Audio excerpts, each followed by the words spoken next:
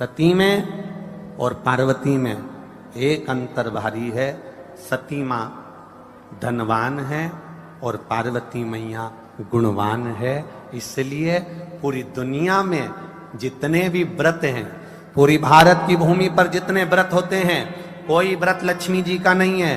भारत की भूमि पर कोई व्रत सरस्वती मैया का नहीं है। भारत की भूमि पर कोई व्रत इंद्राणी का नहीं है। भारत की भूमि पर कोई व्रत किसी देवी का नहीं है। जितना भारत की भूमि पर एक व्रत भारी है वो है माता पार्वती जी का। तीज का व्रत करोगे तो पार्वती जी का है, चतुर्थी का व्रत करोगे तो पार्वती जी का है, छठ का व्रत करोगे तो पार्वती जी का है। आप जितने व्रत देवी जी का करोगे नवरात्र में तो पार्वती जी का है। भारत की भूमि पर जितने व्रत हुए नारियों के, छोटी तीज, बड़ी तीज, हरतालिका तीज, करवा चौथ, जितने चतुर्थी के व्रत, जितने तीज के व्रत, जितने छठ के व्रत, जितने भारत की भूमि पर हुए, ये सब माता पार्वती जी के हैं। पार्वती के क्यों हैं? क्योंकि धनवान और गुणवान में अंतर है। माँ पार्वती गुणवान है, इसलिए माताएं उनके व्रत कर कर अपने अंदर भी वो गुण उत्पन्न करना चाहती हैं कि हम भी ऐसा तप करें, हम भी ऐसी साधना करें। हे माता पार्वती, जैसे आपका अखंड सौभाग्य है, हे माँ जगत जननी, हमारा भी मांग में अखंड सौभाग्य रहे। जैसे आपके चूड़े अमर हैं, हे माँ हमारे हाथ में भी चूड़े अमर हो। हे माँ जैसे आपके भाल की बिंदी अमर है, माँ मेरे भाल की बिंदी भी अमर हो। हे माँ जैसे आपके नैनों का सुरमा, बालों का गजरा अमर है, हे माता पार्वती हमारे भी नैनों का सुरमा और बालों का गजरा अमर कर देना। बस इतनी सी कृपा नारी माता पार्वती से मांगा करती है, माँ पार्वती से चाहती है। सूचक वस्तुओं का जो दान करता है वो जीवन में कभी विधवा नहीं होता। महाराज वो 8 वस्तुएं बताई हैं। पहला कुमकुम, दूसरा पुष्प, चाहे लाल हो, चाहे सफेद हो, चाहे पीला हो, पुष्प कोई भी हो। तीसरे नंबर पर है चंदन। चौथे नंबर पर है तांबुल, 5वें नंबर पर है काजल। छठे नंबर पर है ईख। क्या बोलते हैं यहां पर ईख को? क्या बोलते हैं? गन्ना, ईख। 7वें नंबर पर है लौंग, खाने वाली जो लौंग होती है, लौंग। और 7वें नंबर पर है, 8वें नंबर पर है जीरा। कहते हैं चैत्र महीने की तृतीया तिथि को बिना नमक का भोजन कर कर, सुबह बिना नमक का भोजन करें, एक समय फलाहार करें बिना नमक का, और तुलादान के बराबर एक पलड़े में अपन बैठकर 8 वस्तुएं तुला की रख कर जो दान दे देता है वो नारी कभी विधवा होकर नहीं जाती, 7 जन्म तक अखंड सौभाग्यवती रहती है। अखंड सौभाग्य कार्य करेंगी तो भी सौभाग्य की सामग्री देंगी। सौभाग्य की सामग्री का दान क्यों किया जाता है? सौभाग्य सूचक वस्तुओं का दान क्यों किया जाए? सौभाग्य की वस्तुएं क्यों प्रदान करी जाती है, क्यों दी जाती है? उसका कारण क्या है?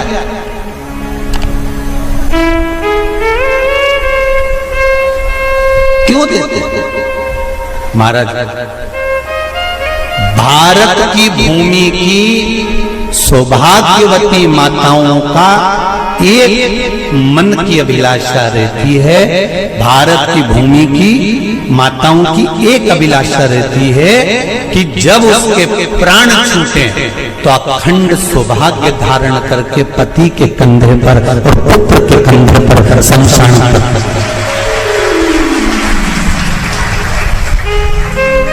ये भारत की भूमि की माताओं की सोच, उनके मन का संकल्प, उनके मन का भाव। और विदेश की माताओं का क्या संकल्प होता है? महाराज भारत का एक संत विदेश गया और भारत के संत जब विदेश गए तो वहां पर एक मां, एक स्त्री पति की कब्र के पास में बैठकर पंखा कर रही थी। भारत के संत को बड़ा दुख हुआ, देखो हमारे यहाँ की माताएं तो पति के साथ सती हो जाती हैं हमारे भारत की भूमि की माताएं तो पति के साथ सती हो जाती हैं, पर ये तो विदेश की माताएं तो भारत की माता से भी बढ़कर है कि पति मर गया, कब्र के अंदर है, तो भी पंखा कर रही हैं। ये तो इनसे भी बड़ी है, भारत की माता से भी बड़ी ये विदेश की माता। तो भारत के संत से रहा नहीं गया और भारत के संत ने जाकर पूछ लिया विदेश की माता से, माँ जी एक बात बताओ, हमारे यहाँ पति के साथ पत्नी सती हो जाती है, वो प्रथम गिनती में आती है, पर तुम तो उससे भी बड़ी हो कि पति मर गया उसके बाद भी उसकी कब्र को पंखा कर रही हो। इतने में विदेश की माता ने कहा, मैं पति को पंखा नहीं कर रही, हमारे यहाँ नियम है जब तक पति की कब्र नहीं सूख जाए हम दूसरी शादी नहीं कर सकते, इसलिए पंखे से सुखा रहा।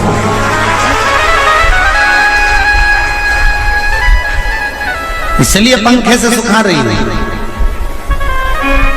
मेरे भारत की माताओं में और विदेश की माताओं में अंतर है साहब। मेरे भारत की माताएं अखंड सौभाग्य की वस्तुएं धारण कर अपने आप को गौरवान्वितता महसूस करती हैं, और विदेश की माताएं ये सब वस्तुएं उतार कर गौरवान्वितता महसूस करती हैं।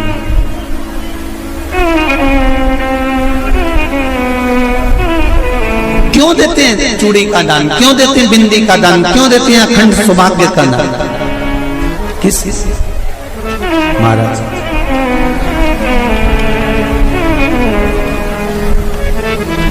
मेरे हाथों में भर भर के चूड़ी रहे, मेरे हाथों में भर भर के चूड़ी, और मैया कोई कामना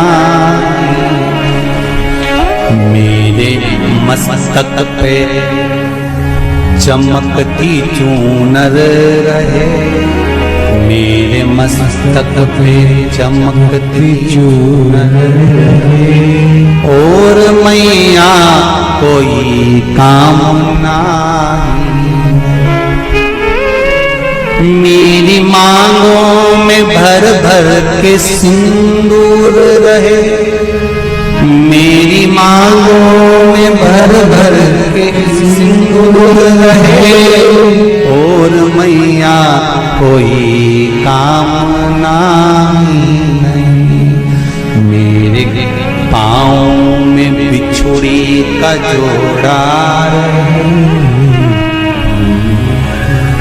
एक बिछुड़ी नहीं,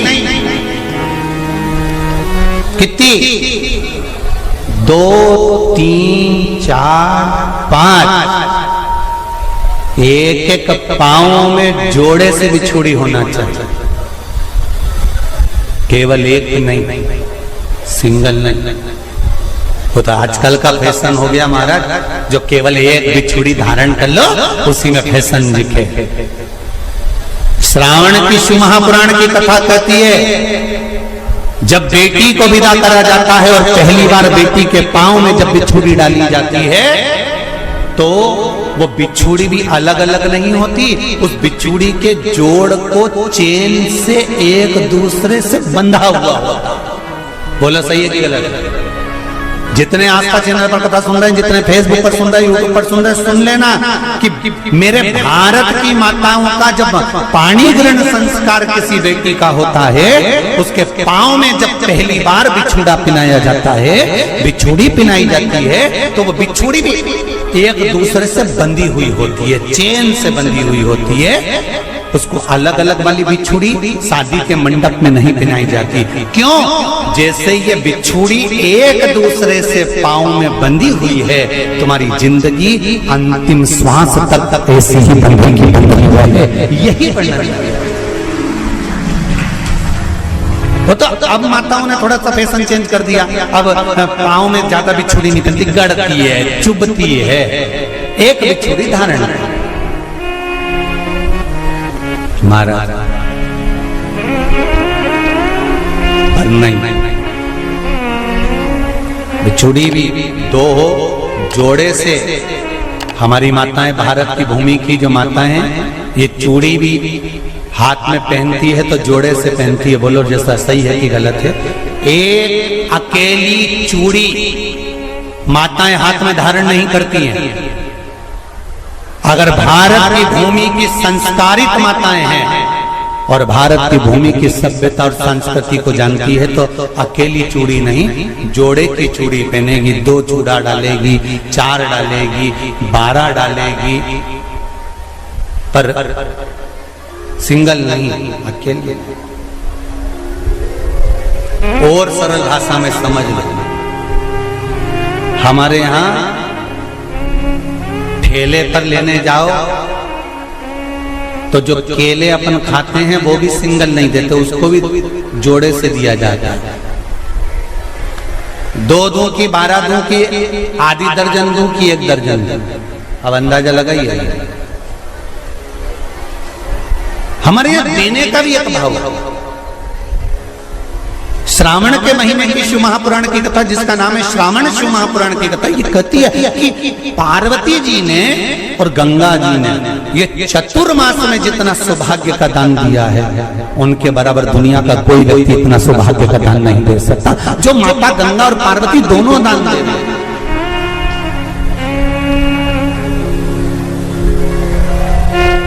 प्रतिदिन दे रहे हैं।